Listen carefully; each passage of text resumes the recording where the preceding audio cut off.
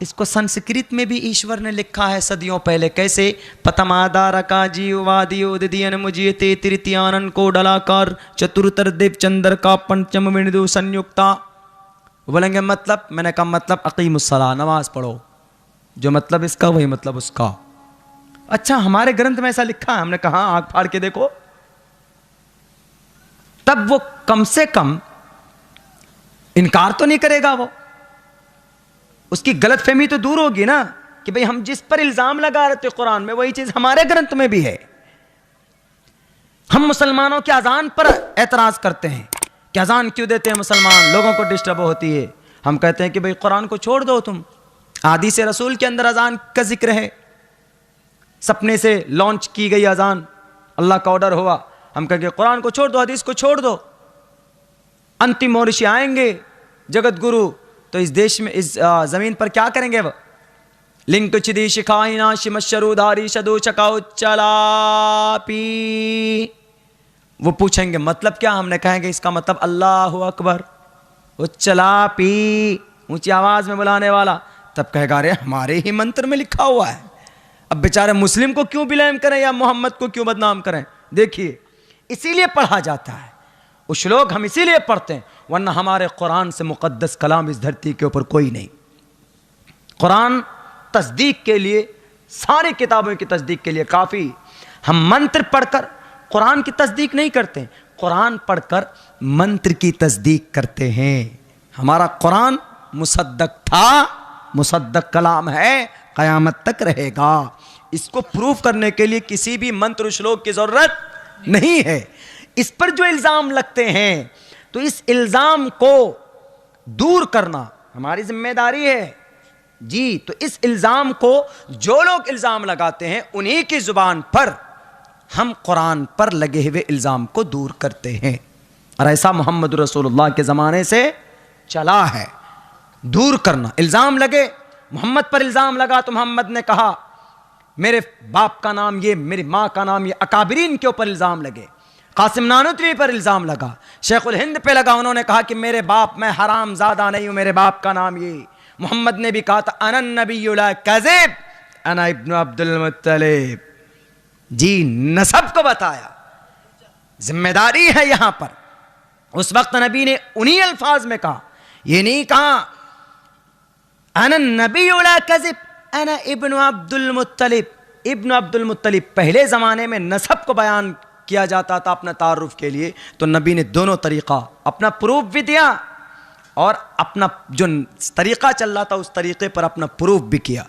तो हमें अपने कुरान भी बताना है, इसके साथ साथ में जो इल्ज़ामात लगते हैं जिन ज़ुबानों में, उन ज़ुबानों में इसकी तरदीद भी हमें करनी है। तो वो आने के बाद इसलिए मैं मंत्र पढ़ता हूँ। देखिए, और ये पढ़ना उस वक्त ज़्यादा मुफीद होता है जब हिंदू भाइयों का एक बड़ा तबका हो। बाकी हमारे नौजवान और हमारे ऑडियंस जलसों में आते हैं कि नहीं थोड़ा मंत्र भी सुनेंगे, तो सुना दिया जाता है कि भाइयों आपके कुरान में भी ये ऑर्डर है, तो हिंदू भाइयों के ग्रंथ में भी ये चीज़ है। और ये बात मैं आपको बता दूं कि कुरान में जितने अहकामात हैं, हिंदू भाइयों के जो पुराने ग्रंथ हैं उस श्लोक से हैं, पुराने जो शास्त्र हैं ऋग्वेद यजुर्वेद, तकरीबन चीज़ें उनके शास्त्रों के अंदर आपको मिलेगी। जन्नत की इतनी सिफात कुरान में नहीं है जितनी कि वेदों के अंदर है। अल्लाह की जितनी तारीफ कुरान में नहीं है। आप कहेंगे कि इसमें आप कुरान की वो कर रहे, नहीं, मतलब कुरान के अंदर अल्लाह ने जिन जिन मज़ामीन को जब जब ज़रूरी समझा वो किया।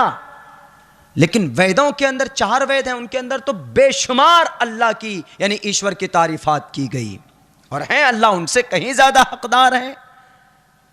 तो इसलिए ज़रूरत पड़ने पर हम समझाते।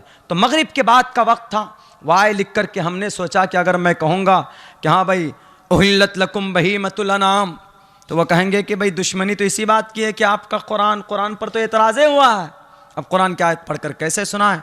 तो हमने उनसे कहा कि भैया गुरुजी आपको मैं जवाब देता हूँ। हम अगर ज़ुबानी, तो उस वक्त मेरी आदत थी, हमने उसको मनुस्मृति को निकाला। मनुस्मृति हिंदू भाइयों की शरीयत की किताब है, उनकी ग्रंथ है, कानून की किताब उनकी। जैसे हमारे फ़िक़े की किताब होती है, जैसे हिंदू भाइयों की उनकी ग्रंथ होती। और मनुस्मृति मनु जी की, मनु यानी हज़रत नूह की, उनको बदल दिया मनु, महाजल पलवान वाले मनु कहे गए। तो वो निकालते, निकाल कर हमने पढ़ा। हमने कहा कि सफ़ा नंबर 169, एक कम 70, सफ़ा नंबर 169 आपकी ज़ुबान में क्या कहते हैं यहाँ पे वो आप भी जानेंगे। तो हमने कहा प्रथमा प्रोचितम भक्षण मांसाम वैष्णवमः हमने पढ़ा। हमने कहा गुरुजी ये मनुस्मृति पंडित केवल आनंद जोशी का इसमें अनुवाद भी है, उनकी तस्वीर भी, और ये गीता प्रेस गोरखपुर से ये इसकी पब्लिश भी हुई। इसका पब्लिशर जो है वो गीता प्रेस गोरखपुर की गीता प्रेस हिंदुस्तान की सबसे बड़ी प्रेस मानी जाती। हिंदू धर्म की बड़ी बड़ी ग्रंथ वहीं से उनको छापते हैं वो लोग। हमने कहा देख लीजिए। अब मैंने कहा इसका अनुवाद क्या है। अगर इस धरती का इंसान मांस खाना चाहे, मंत्रों द्वारा पवित्र करके मांस खा सकते हैं। हमने कहा ये मैं इस मंत्र का अनुवाद पढ़ रहा हूं पंडित केवल आनंद जोशी की ने जो माना बताया। वो मनुष्य इंसान अगर मांस खाना चाहे तो मंत्र द्वारा पवित्र करके मांस खाया जा सकता है। जंगल के पशु पक्षी परिंदे, जंगल में गाय भी, जंगल में भैंस भी, जंगल में अलग अलग तरह के जानवर भी, चीड़ फाड़ कर खाने वाले जानवर के अलावा जिनको अल्लाह ने जायज करार दिया, उहिल्लत लकुम बहीमतुल अनाम, जंगल के पशु पक्षी प्राणी के भोजन हैं।